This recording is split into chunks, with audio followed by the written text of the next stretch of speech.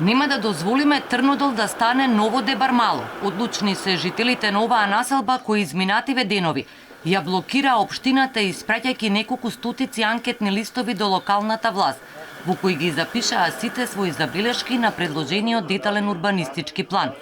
Со новиот ДУП се предлага да се зголеми висината на сите објекти за домување на максималната дозволена висина од 10,2 метри до градежен венец.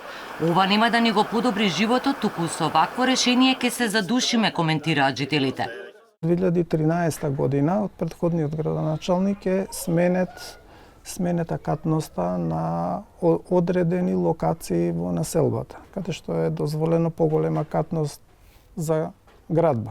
Сега бараме да се врати катноста на целата населба 5+1 плюс подкрови. Целата циркулација што треба да оди доле према Козле, према Тафталиџе, ќе се запре. Со зголемениот број на жители, самата инфраструктура и сега не задоволува, бидејќи не е сменета од 63 година кога е направена населбата. За измените во ДУПот е загрежен и Ристо Ристевски, кој живее со децении во Трнодол. Тој се сеќава дека по земјотресот било строго забрането да се гради во висина, па кој сакал да го прошири местото за домување, морал да се скрати од дворот. Секоја барака ако стане зграда, јас не верувам дека тоа може да овој терен да го издржи. Слушаме дека ќе се градат згради долу под брдото, кај бензинската пумпа. Дали некој испитал тоа?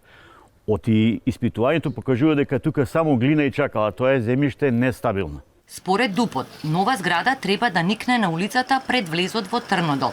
На това брдо се нивните куќи истравуваа дека градижната механизација може да предизвика ненадомеслива штета.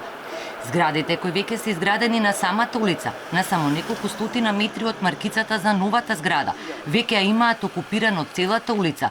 Ова испаѓа дека врз основа на нечија нарачка за реализација на некои проекти или планови на градежни профитери.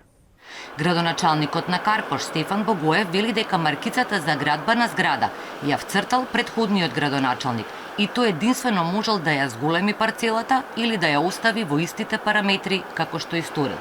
Истиот тој човек кој што му е вцртано претходно во подготвителните работи веќе бил задолжен да вметне шипови, тоа се столбови кои што се вметнуваат во тлото, и да инвестира околу 100-120 евра и да направи подпорен зид. Значи, тие се должни, согласно конфигурацијата на земјиштето, тоа да го обезбедат.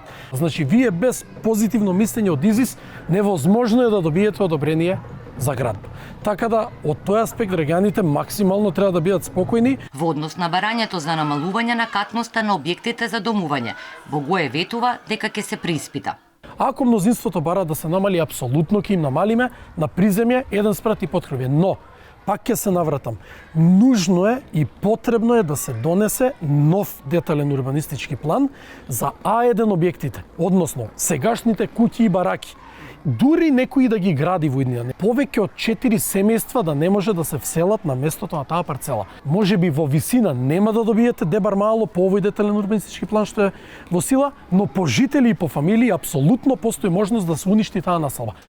За мостот, што е вцртан во ДУПот на влезот на населбата, Богоев објаснува дека нема да се гради. Мостот е вцртан само затоа што го има во ГУПот. Општината нема ниту пари, ниту е логично да се гради мост кога има улица, рече Богоев.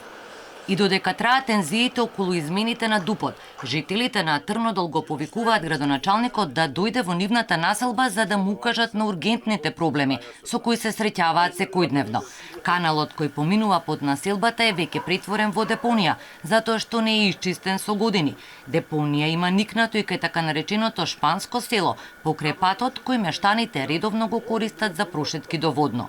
Урнисана и небезбедна за движење и планинската патека која води по населбата, а посебно чувствително е прашањето за лицата со посебни потреби, кои освен со возило немаат друг начин да стигнат до дома.